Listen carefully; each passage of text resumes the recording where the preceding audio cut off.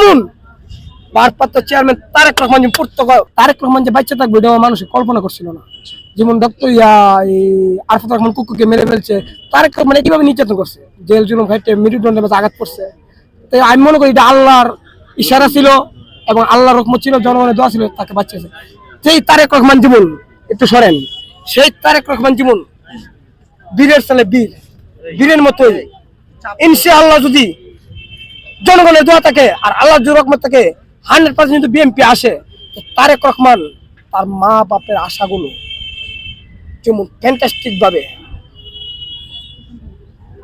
জনগণের ভালোবাসা, গরিব শ্রমিক কাঙ্গাল বুড়া বুড়ি কৃষক করে বিষয় একটা যাই না গেলে মনে করেন আপনার পিছনে যে দেশ নায়ক এখন আজকে তুই কথাটা কোয়া ঠিক না, কারণ আজকে আমাদের মিত্রী নাই, এটা আজকে কোয়া আমার ঠিক হবে না, কারণ আজকে আপনাকে হবে যদি আচ্ছা তো সর্বশেষ আপনি আসলে সবকিছু মিলে কি চান দেশবাসীর কাছে বা তারেক সাহেবের কাছে, আপনি সব মিলে কি চান?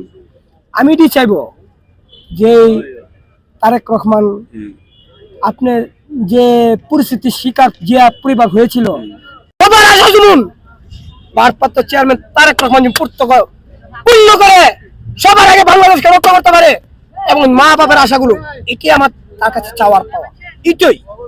এবং দেশকে রক্ষা করার দায়িত্ব একমাত্র যোগ্য সন্তান তারেক রহমানই পারবে আগামীতে বাংলাদেশ এবং বাংলাদেশের জনগণের মন জয় করে।